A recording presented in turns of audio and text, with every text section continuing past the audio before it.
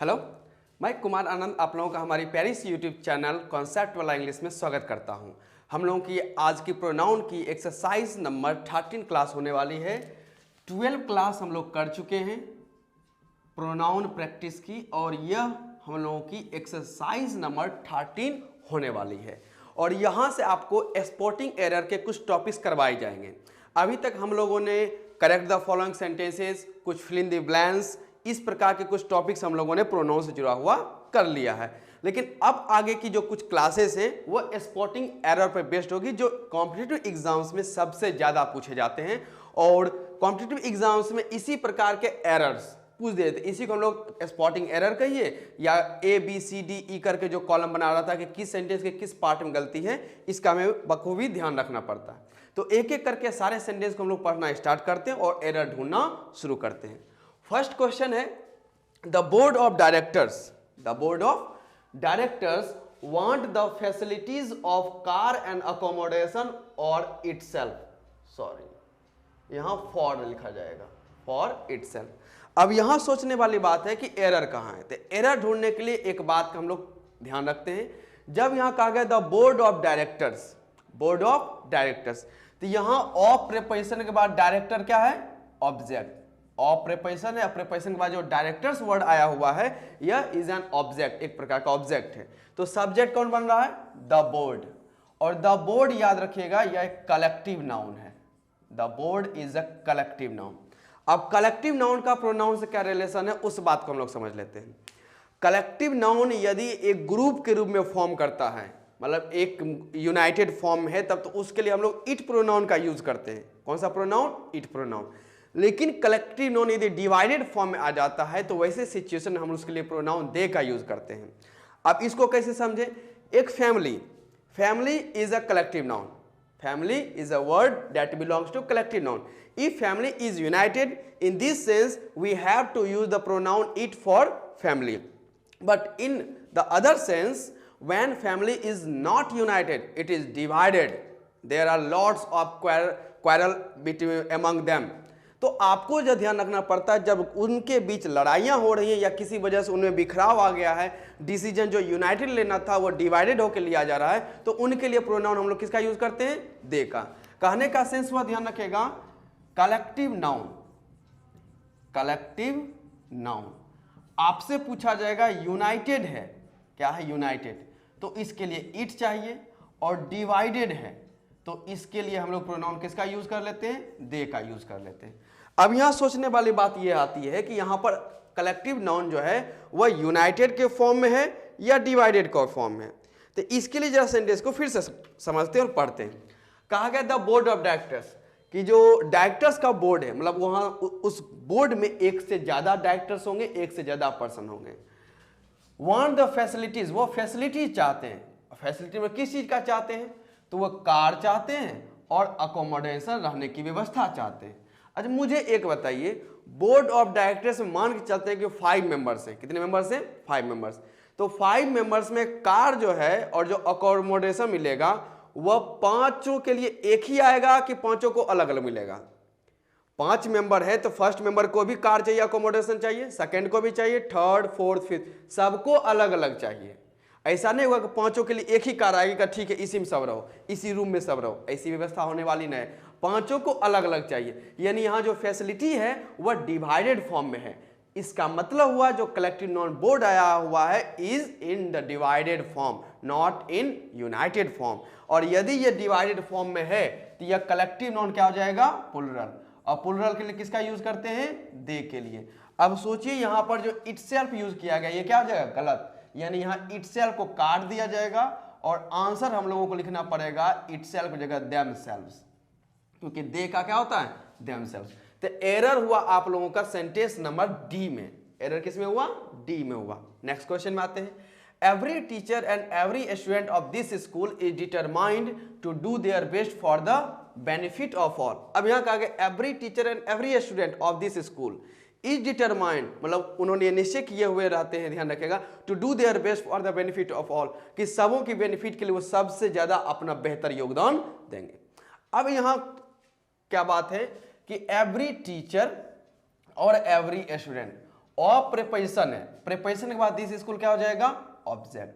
अब यहां सोचने वाली बात यह है कि प्रीपोजिशन के बाद जब ऑब्जेक्ट के फॉर्म में आते हैं और यहां पर every teacher and every student रहते हैं, इतना याद रखिएगा, चाहे ईच हो या फिलहाल एवरी मान लेते हैं कि एवरी के बाद हम लोग सिंगुलर नाउन का यूज करते हैं, सिंगुलर नाउन, एंड फिर आगे रहेगा कि एक और एवरी रहेगा, उसके बाद भी सिंगुलर नाउन रहेगा।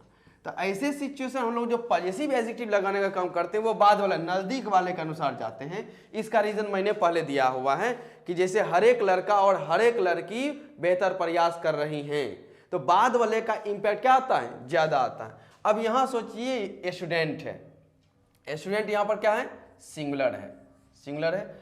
अब सिंगुलर है तो ध्यान रखिएगा क्या यहां पर देयर आना चाहिए, ये तो देयर नहीं, देयर तो प्लूरल के लिए आना चाहिए, लेकिन एवरी जो है यह याद रखिएगा ये आ जाता है क्या चाहिए, हाँ डिस्ट्रीब्यूटिव, हाँ डिस्ट्रीब्यूटिव एडजेक्टिव के फॉर्म में आते हैं, या डिस्ट्रीब्यूटिव प्रोनाउन भी इसके होते हैं, वो बात की बात है। बस इतना समझिएगा कि ये जो ईच एवरी टाइप्स के जो डिस्ट्रीब्यूट करने वाले होते हैं ये हमेशा सिंगुलर रहते हैं, हमेशा क्या रहते हैं, सिंगुलर। तो देयर तो कभी आ नहीं सकता है। अब बचा क्या चीज, होना क्या चाहिए, तो स्टूडेंट के लिए हम लोग प्रायोरिटी देते हैं हिज का, स्टूडेंट के लिए प्रायोरिटी कौन में है, हिज का। तो यहाँ स्टूडेंट के लिए प्रोनाउन ही चलेगा, जिसका हम लोग पॉजिटिव एडजेक्टिव क्या यूज करेंगे, हिज, ना कि देयर। प्लूरल तो हर सिचुएशन में, मतलब किसी सिचुएशन में नहीं होगा। रही बात सिंगुलर की तो वो बॉय हो सकता है, गर्ल हो सकता है, लेकिन हम लोग प्रायोरिटी किसके देते हैं, हिज को देते हैं, इसलिए इसमें एरर आ गया सी में। नेक्स्ट क्वेश्चन आते हैं, the officer as well as the clerks absented themselves from the office. The officer as well as the clerks absented themselves from the office। अब यहां समझिएगा as well as preposition है, as well as preposition जिसके बाद आ गया object. तो colours को object है तो भूल जाइए, क्योंकि आगे जो भी कम होंगे वो सारे कम होते हैं सब्जेक्ट को लेकर, ना कि ऑब्जेक्ट को लेकर। तो सब्जेक्ट के तौर पे यहां काम कौन कर रहा है, ऑफिसर। अब ऑफिसर के लिए ध्यान रखिएगा, ऑफिसर तो सब्जेक्ट में सिंगुलर है, सब्जेक्ट है लेकिन सब्जेक्ट में कैसा है, सिंगुलर है।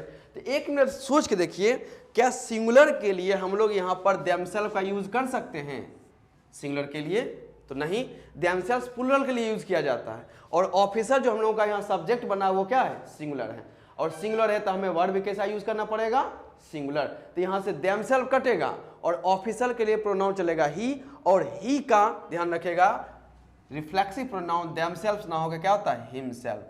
तो इस सेंटेंस में एरर आ गए सी में, तो यहां देमसेल्फ ना के हिमसेल्फ का यूज होगा।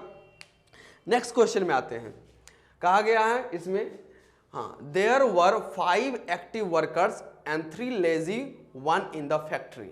अब एक चीज ध्यान रखिएगा, जब एक ही सेंटेंस में नाउन का रिपीटेशन होता है तो एक वर्ड आता है वन, एक वर्ड क्या है, वन, यह सिंगुलर के लिए यूज होता है, लेकिन इसका प्लूरल बनाना पड़े तो हम लोग यूज करते हैं वंस, ONES, इसका यूज करते हैं प्लूरल के सेंस में लेकर। अब यहां देखिएगा, देयर वर 5 एक्टिव वर्कर्स, तो कितने वर्कर्स थे, 5 एक्टिव वर्कर्स, एंड 3 लेजी, और 3 लेजी थे। लेजी क्या थे, वही वर्कर्स थे, लेकिन यहां पर ध्यान रखिएगा कि 1 यूज किया गया है।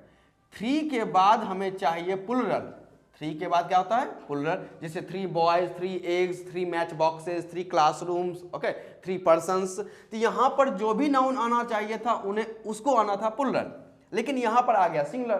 तो यहां 1 ना होके इसके जगह पर क्या आएगा, वंस आएगा, क्या आएगा, वंस आएगा। 1 सिंगुलर के लिए आता है, और हमें 3 के बाद क्या चाहिए, प्लूरल, तो 1 का प्लूरल फॉर्मेट क्या होता है, वंस होता है। आगे आते हैं, there is none who can support you in this crucial period. अब यहां देखिएगा रिलेटिव प्रोनाउन हु पे आते हैं। हु के पहले ध्यान रखते हैं, रिलेटिव प्रोनाउन के पहले यदि नाउन को छोड़कर नन रहता है, एनीबॉडी रहता है, समबॉडी रहता है, द सेम रहता है, कोई भी रहे नाउन को छोड़कर ध्यान रखेगा, तो वैसे में क्या करते हैं, ध्यान रखिएगा, उसे पिन पॉइंट या हाईलाइट करने के लिए हम लोग नन का यूज नहीं करते, सॉरी हु का यूज ना करके उसके जगह हम लोग किसका यूज करते हैं, डैट का। सिचुएशन ये कह रहा है, ध्यान रखिएगा, नीचे लिख देता हूं, कहीं आपको सम मिलेगा, कहीं द सेम मिलेगा, या हो सकता है एनीबॉडी आपको मिल जाए, समबॉडी आपको मिल जाए, ये सारे कुछ मिल जाते हैं। तो ऐसे सिचुएशन जब रिलेटिव प्रोनाउन का यूज करते हैं तो हम लोग डैट का यूज करते हैं, ना कि हु का, क्योंकि डैट क्या करता है, इन सबों को हाईलाइट और मेंटेन करने का काम करता है। हु में यह क्वालिटी पाई नहीं जाती है, हु इसका काम नहीं करता, तो यहाँ गलत एरर हो गया बी में, तो यहाँ हु कट के आंसर क्या आना है, टैट में। हमें एरर ही नहीं ढूंढना है, ध्यान रखिएगा, हाँ इसमें गलती है, एरर के साथ हमें उसके सॉल्यूशन को भी ढूंढना है और रीजनेबल आंसर हम लोगों के पास होना चाहिए और टक्कर पर नहीं जाना है, ध्यान रखिएगा। अब आगे आते हैं, any of the two photos which reflect the natural beauty of Kashmir is worth seeing. अब यहां क्या गलती है, ध्यान रखिएगा, ये जो फोटोज है, फोटोज कितना है, 2 हैं, फोटोज यहां पर 2 हैं। अब 2 के लिए ध्यान रखिएगा एनी का यूज नहीं करते हैं, एनी का यूज हम लोग 2 या 2 से ज्यादा के लिए करते हैं, 3 या 3 से ज्यादा के लिए। 2 के लिए हम लोग आइदर का यूज करते हैं पॉजिटिव वे में, और नेगेटिव वे में हम लोग नाइदर का यूज करते हैं। तो यहां पर पॉजिटिव बात कही जा रही है, क्या बात कही जा रही है, कुछ 2 फोटो जो है ना, which reflect the natural beauty of Kashmir, जो कश्मीर की नेचुरल ब्यूटी को रिफ्लेक्ट करता है, इज वर्थ सीइंग, उसको देखना बहुत ही मनोभावन होता है। तो उस 2 में से कोई एक फोटो शायद है, अब कोई भी एक हो सकता है, चाहे ए बी या बी ए, कोई भी हो सकता है। 2 में से किसी एक को सेलेक्ट करना है, निगेट नहीं करना है। तो सेलेक्ट करने के लिए 2 में हम लोग एनी का यूज ना करके किसका यूज करेंगे, आइदर का यूज करते हैं। तो आंसर बनता है either of the two photos which reflect the natural beauty of Kashmir is worth seeing. Next question में आते हैं, आगे कहा गया, the guest whom we were talking about, the guest whom we were talking about have arrived are my relatives। अब यहां देखिएगा, यहां the guest whom we were talking about, अब ये अबाउट थोड़ा यहां से बांटते हैं, एक तो यहां हैव अराइव्ड वर्ब है, अब ये पहुंचे कौन है, तो पहुंचे हैं तो गेस्ट, यानी उस हैव का ये यहां पर क्या बन रहा है, सब्जेक्ट। और whom we were talking about, हम लोग किससे बात कर रहे हैं, उसी गेस्ट से बात कर रहे हैं, यानी ये अबाउट प्रीपोजिशन है, प्रीपोजिशन के बाद क्या चाहिए, ऑब्जेक्ट। कहने का मतलब है यहां एक ऐसा रिलेटिव प्रोनाउन चाहिए जो इस अबाउट प्रीपोजिशन के ऑब्जेक्ट का काम करे और हैव वर्ब के किसका काम करे, सब्जेक्ट का काम करे। तो हमें चाहिए एक ऐसा रिलेटिव प्रोनाउन जो पहले वाले का ऑब्जेक्ट और बाद वाले का सब्जेक्ट। और आपको ये जान के खुशी होनी चाहिए, मैंने क्लास में डिस्कस किया हुआ है, तो यह क्वालिटी हूम में नहीं है, यह quality one and only who में होती है। Who subject come, double subject come, first subject, second last वाले का ऑब्जेक्ट का काम कर सकता है, मतलब फर्स्ट वाले का ऑब्जेक्ट और लास्ट वाले का सब्जेक्ट का काम हु तो कर लेता है। तो ऐसे सिचुएशन में यहां से हुम वहां से जी कटेंगे, यानी एरर आ गया बी में, और इसके जगह आंसर यदि आपको लिखना पड़े तो लिखिए हु, हुम तो नहीं होंगे। तो ये सारे रिलेटिव प्रोनाउन के खूबसूरत से आंसर है। कॉन्सेप्ट क्लैरिटी रहेगी, ध्यान रखिएगा, सही समझ में रहेगा सब कुछ, तो आंसर आसानी से जाएगा और माइंड में सब कुछ समझ में आता है। और जब सब कुछ माइंड में समझ में आ जाता है, ध्यान रखिएगा, तो आपको, मैं वही बात करता हूं बार बार, आपको आपकी राइटिंग स्किल और आपके स्पोकन स्किल दोनों बेहतर हो सकती है। तो ग्रामर को सही से अंडरस्टैंड करते हैं तो आपका राइटिंग स्किल और स्पोकन स्किल दोनों बेटर टू बेस्ट की ओर जा सकते हैं। यदि ऐसा नहीं करते तो रटते रह जाइएगा, समझिएगा कभी नहीं, और इंग्लिश तो फिर आपकी मजबूत कभी होगी नहीं, और स्ट्रॉन्ग की तो बात ही नहीं है। चलिए छोड़ते क्या, पकड़ेंगे सही से, इंग्लिश को नहीं छोड़ना है। अब आगे आते हैं, he introduced to the chairman as the president of the workers association. अब यहाँ ध्यान रखेगा, इंट्रोड्यूस जो है अवेल वर्ब होते हैं, ध्यान रखेगा, अवेल AVAIL, एब्सेंट होते हैं ABSENT, एब्सेंट, इंट्रोड्यूस, ये कुछ ऐसे शब्द ध्यान रखेगा जो जब वर्ब का काम करते हैं। किसका काम करते हैं, वर्ब का। तो ये ट्रांजिटिव वर्ब होते हैं, और ट्रांजिटिव वर्ब क्या करता है, ऑब्जेक्ट करता है, ऑब्जेक्ट लेता है। अब यहाँ पे इंट्रोड्यूस के बाद ऑब्जेक्ट दिया ही नहीं गया, देना तो चाहिए था, तो अब क्या दिया जाए। अब सिचुएशन ये करता है कि एरर किसको माने, ए को माने कि बी को माने, ए को माने कि बी को माने, क्योंकि कहीं हो सकता है तो ऐसे सिचुएशन में आप ए को ही गलती माने, एरर माने शुरू में यहाँ पर। तो इंट्रोड्यूस के बाद यहाँ चाहिए था एक relative pronoun, sorry reflexive pronoun. तो ही के लिए रिफ्लेक्सिव प्रोनाउन किसका यूज होगा, हिमसेल्फ। तो आंसर बनता है he introduced himself to the chairman as the president of the workers association. Next question में आते हैं, ये बहुत अच्छा क्वेश्चन है, number 9। As a student of arts you much better than him, as a student of arts you much better than him. अब मैंने पहले क्लास में बताया हुआ है कि कंपैरिजन का कॉन्सेप्ट होता है। कॉन्सेप्ट क्या है, कंपैरिजन हमेशा सब्जेक्ट टू सब्जेक्ट और ऑब्जेक्ट टू ऑब्जेक्ट में होता है। कंपैरिजन हम लोग जब भी यूज करते हैं तो subject to subject, object to object. अब यहां ध्यान रखते हैं, इस सेंटेंस में सब्जेक्ट, इसमें कुछ छूट गया है, as a students of arts you are much better than him. अब यहां पे जो गलती आ रहा है वो यहां पर यू सब्जेक्ट का काम कर रहा है, यू सब्जेक्ट काम। अब यहां पर यदि आप कंपैरिजन करना चाहते हैं, क्योंकि ध्यान तो कंपैरिजन शो कर रहा है, तो कंपैरिजन किन के बीच होना चाहिए? कंपैरिजन सब्जेक्ट के बीच होनी चाहिए। किसके बीच? सब्जेक्ट के बीच होनी चाहिए। तो यू सब्जेक्ट है और हिम तो ऑब्जेक्ट होता है, इसके जगह पे क्या आना चाहिए? ही। किसका आना चाहिए? ही। तो आंसर बनता है, ध्यान रखिएगा, as a student of arts you are much better than he not him. बोलने वाले को बहुत अच्छा लगता है you are better than me, you are much better than him, ऐसा बोल देते हैं, लेकिन उन्हें क्या पता है कि कंपैरिजन का कॉन्सेप्ट वो नहीं पढ़े हुए हैं। तो इन सारी बातों को हमें समझना पड़ता है। अब आगे देखते हैं। तो एरर हो गया डी नंबर में।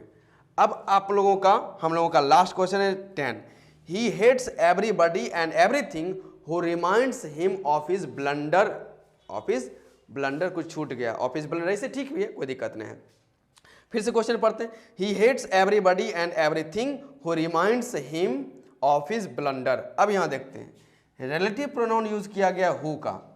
हु के पहले, रिलेटिव प्रोनाउन के पहले एक एवरीथिंग आया हुआ है और एंड कंजंक्शन जुड़ा हुआ है एवरीबॉडी।